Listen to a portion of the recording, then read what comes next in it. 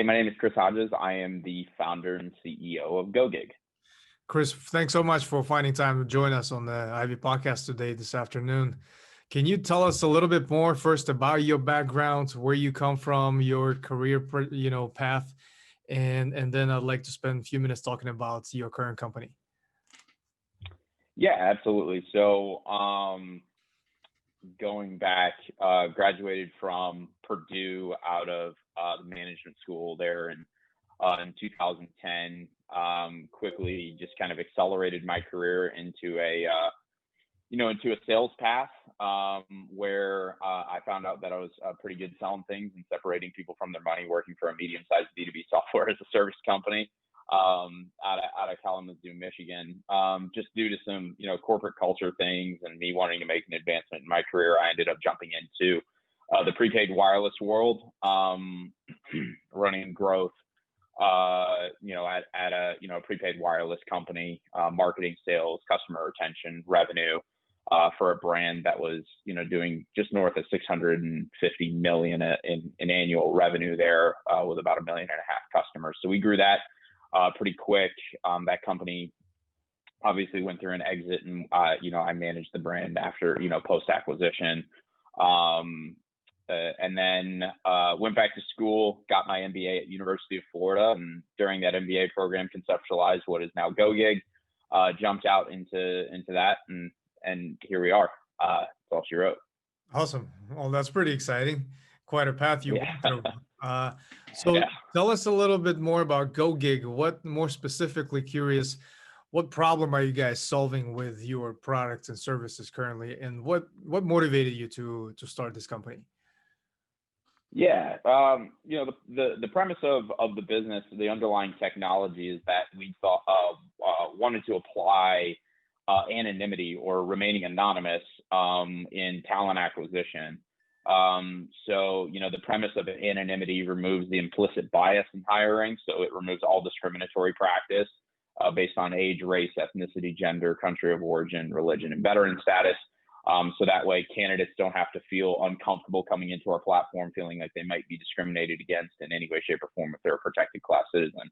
Also, at the same time, it focuses on upward mobility and career transition. So like you're an experienced professional, you're in a job, and you want to advance your career safely without, your boss down the hall breathing down your neck. So using the premise of anonymity, it helps more of that experienced passive job seeker that wants to safely input their career desires, focus on more of the human elements of what makes somebody up for who they are, and allow them to safely do that. So it focuses on a different type of job seeker that would join our platform than what you would traditionally see on a typical job board site.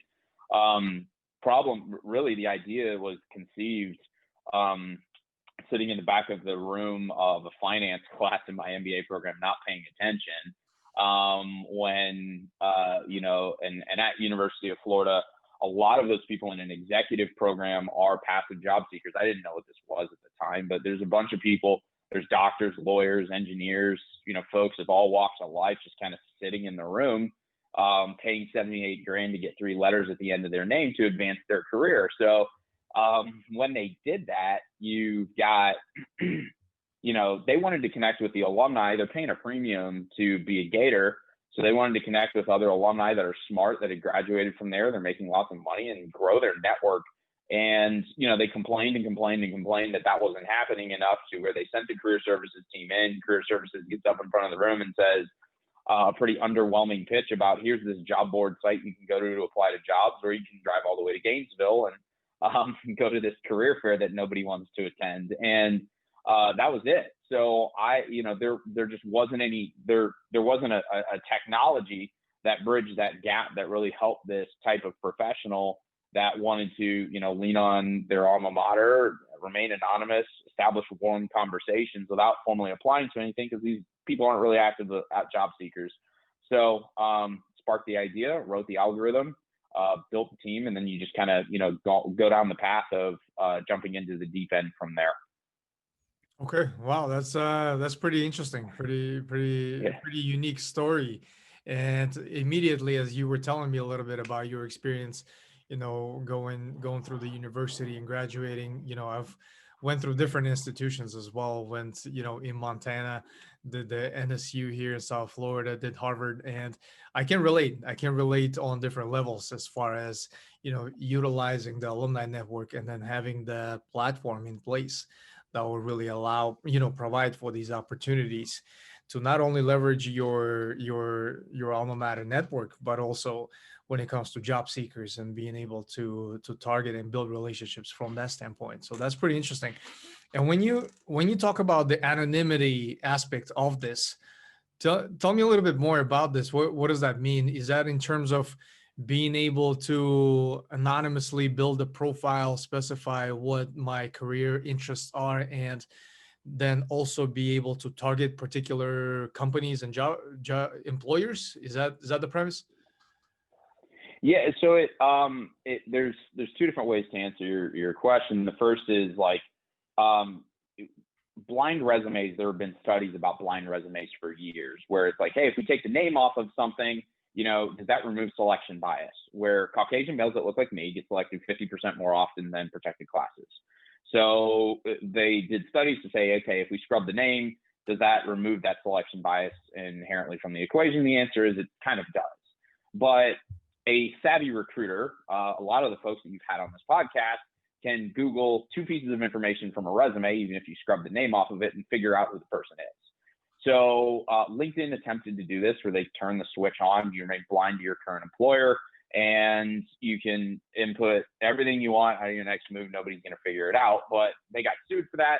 Bunch of employees turned the switch on. LinkedIn or HR employees were making LinkedIn recruiter accounts under fake names and seeing all the employees at their organization that were searching. So when we saw this sort of just unfold, they, quickly figure out that you can't just make a blind resume. You have to make a truly anonymous platform to collect a unique set of data. So that's what we did. When a candidate signs up, there's no revealing identifying information. We have a unique subset of profiling questions that look at the career history elements up until today, which is what a resume would have, but it's anonymous.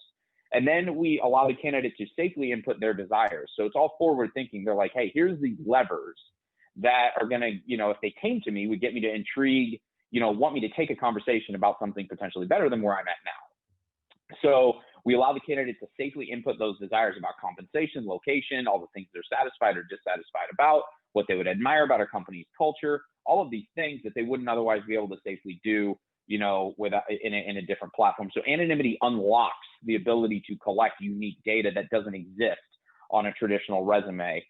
We then apply an AI component that analyzes a writing sample of a candidate between 200 and 300 words. We extract the candidate's communication style from it using natural language processing, look at their human elements of what makes them up for who they are, and then can correlate that to how they might perform culturally at their next organizational move as well. So it's a more robust data set, all anonymous, based on career desires, cultural fit elements, career history elements, and hard skill sets that makes, this more robust snapshot of the person, and we can do it in 2 to 4 minutes. So that's kind of how that works. Okay. Oh, all right. That makes perfect sense. And I can see, being in the staffing world as well, where this could be a problem, where this could be, the actual need for this type of service, especially, coming from the corporate side, where I was a candidate, I was, an employee of an organization, and I really was going through the job search process, and I can definitely relate to how this anonymity aspect could benefit the job seekers and also help protect, I guess, some of the employers from certain areas. So that's pretty interesting. Thank you. From a standpoint of, you guys are building a product. I'm in the same boat. I've built multiple startups, multiple products myself, and the need for continuous innovation it never stops, it never ends. And for you, at the founder and the CEO of your company, what are some of the strategies or initiatives in place that really help you foster and build that culture of innovation within your company?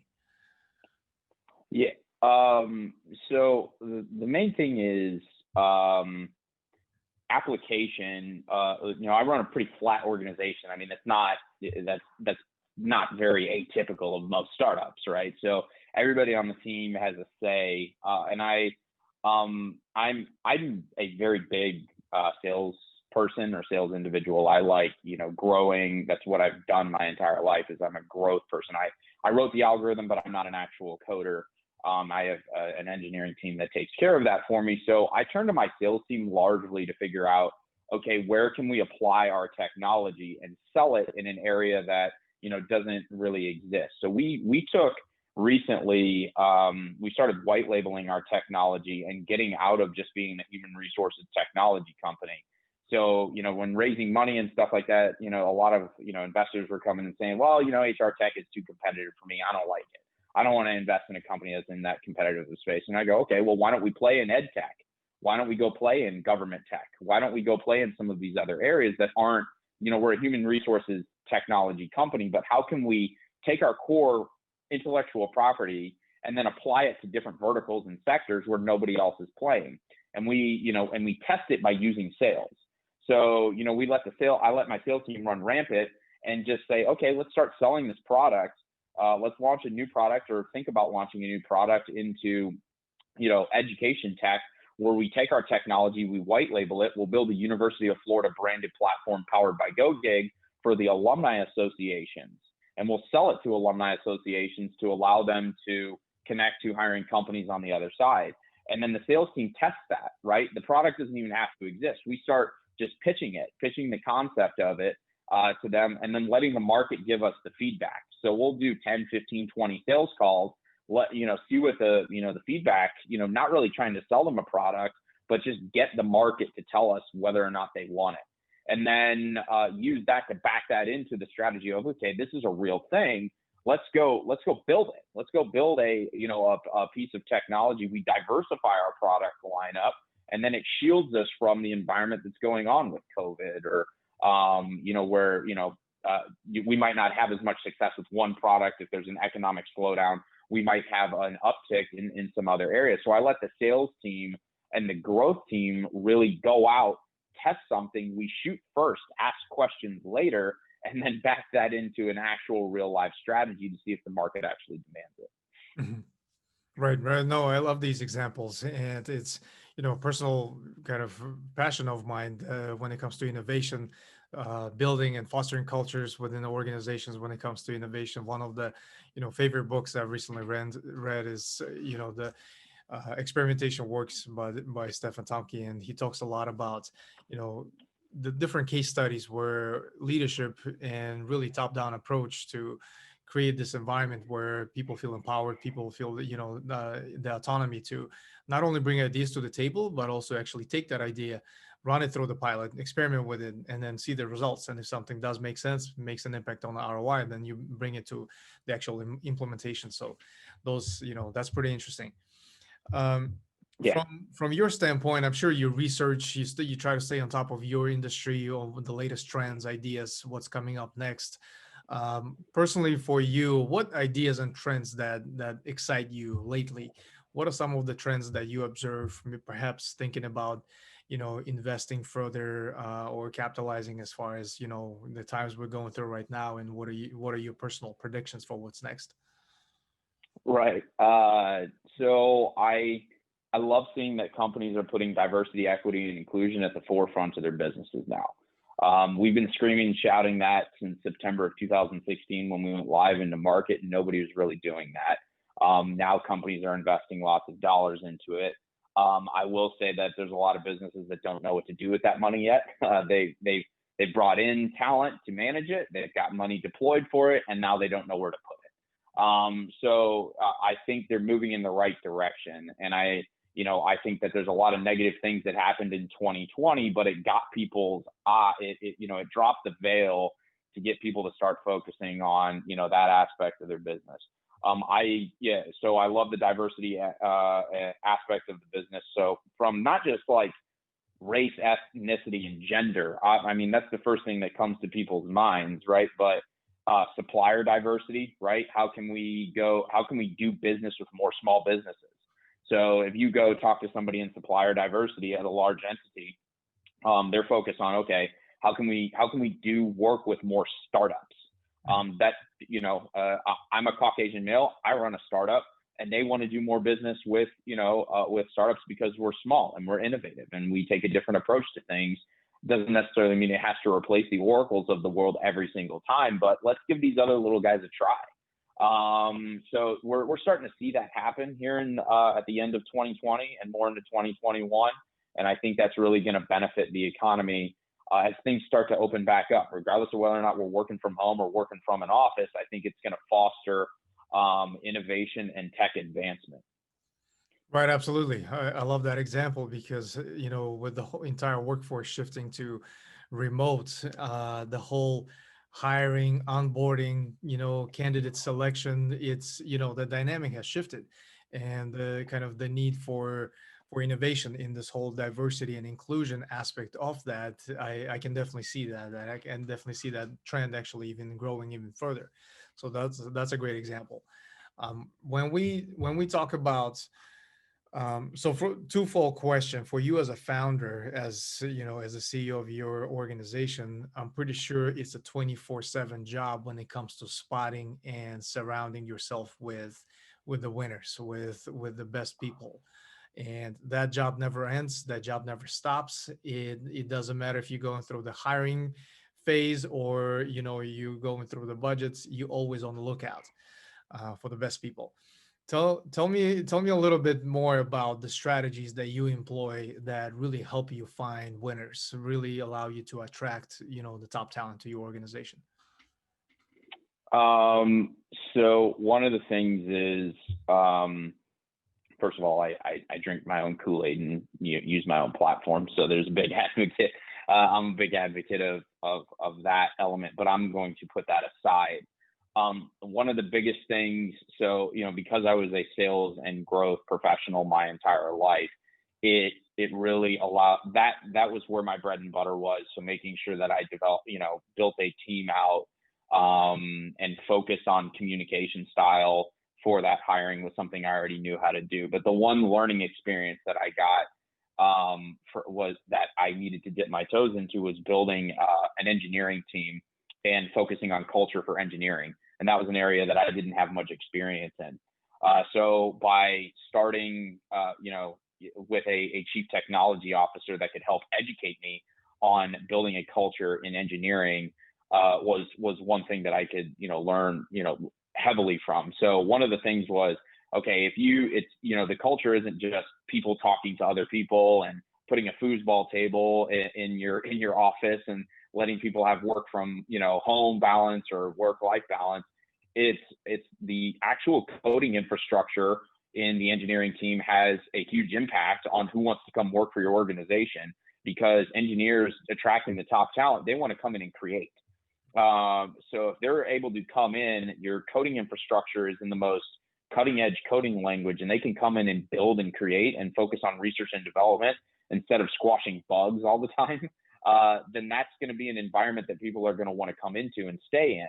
So when we invest our capital from our, investment money from the technology side of things, it's always forward looking. So how can we take our AI to the next level? What sort of new models can we use to predict a certain aspect of a type of candidate? One of the things we're building right now is a military translator that can translate military skill sets to where a layman's term, civilian can understand what somebody did as a military officer for 25 years. Wow. In a jargon that's easy to interpret. So, my engineering team and my research and development team, they have fun building stuff like that. Obviously, we have bugs in our system, but by just by having that there, when you have somebody come in and interview for you and they're the best React Native developer, when you tell them that you're in the process of building something like that you can then go take to Department of Defense, that's going to be really cool, right? And that fosters, innovation and things that are forward looking. But so we're always trying to, stay on our toes and break things and get our, that was one thing I did not know about engineering until my chief technology officer really educated me on that subject. Sales, completely different. That's my area of bread and butter, but that's one example that I think I learned kind of on the job almost. If that makes sense. Right. No, absolutely. It makes perfect sense.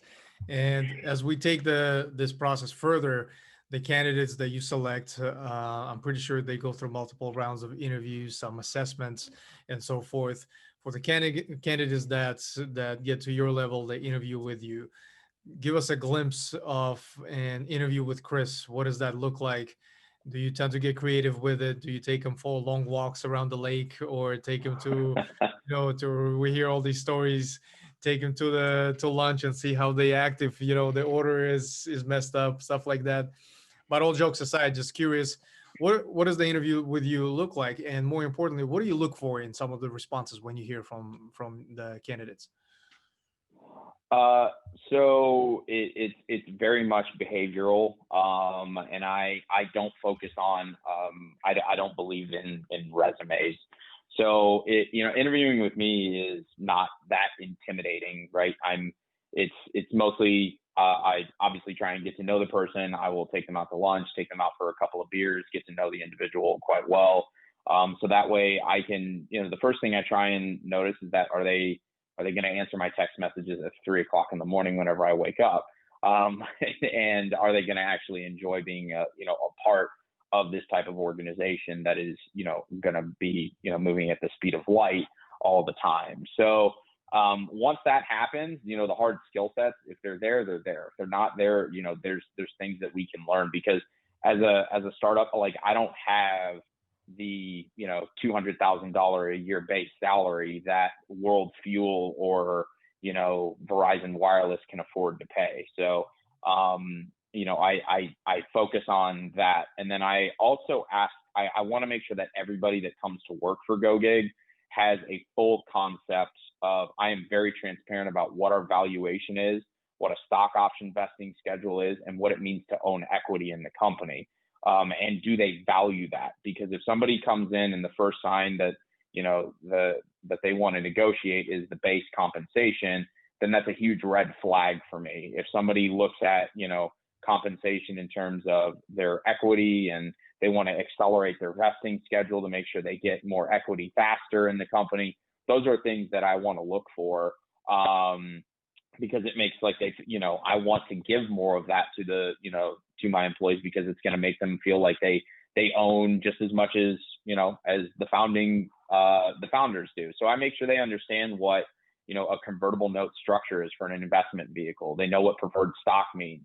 They know what single and double trigger acceleration means. All these different buzzwords for actually owning equity, because then they'll know what that means the second that we go get acquired for hundreds of millions of dollars or something like that, because then they benefit and they help the company try and work towards that goal.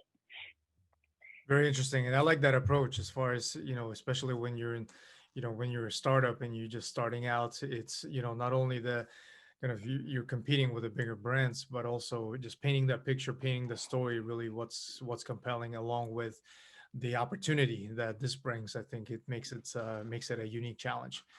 Um, as far as the most kind of in demand and the very, very hard to find skill set in your type of environment, what would that be? What are some of the most challenging skill sets that you encounter to be scarce, in this market?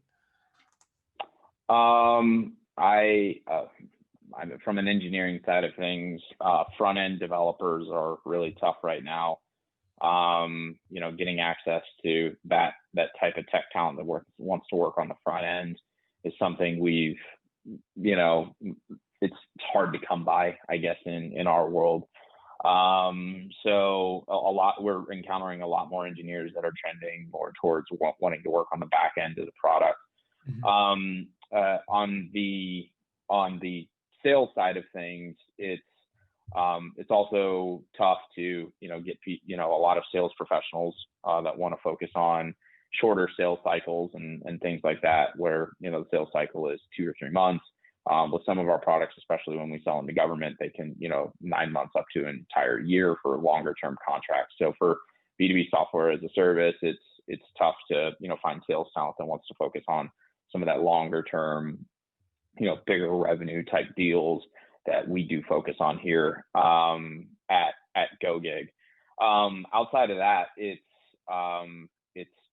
been, I think the pandemic has opened up a lot of doors for top talent all over the country. You don't have to go to Silicon Valley anymore to find the best tech talent.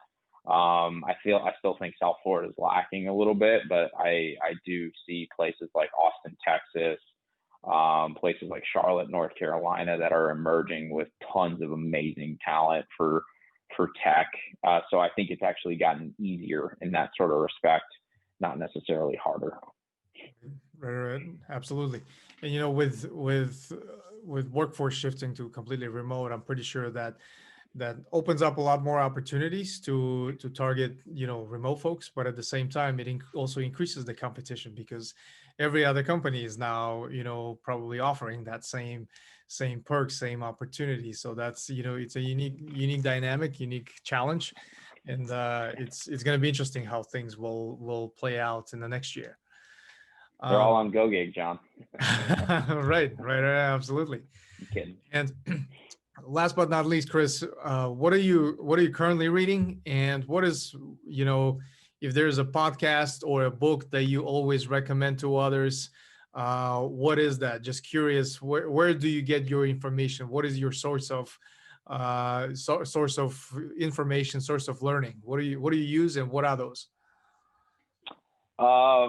So I'm a huge Joe Rogan fan. So I don't use that as an entire end all be all source for information. As you know, he's a comedian, but I do that purely just to get away from the startup life all the time. Because there's thought leaders that come on there that, just, bring a nice smile to my face. So I use that as a form of escape. There's the book that I recommend to almost all entrepreneurs, and this is a pretty common and typical one, is The Lean Startup. And really, there's an example in the book where somebody a guy builds like a grocery matching coupons to local grocers, and then he builds the company off of actually manually doing that.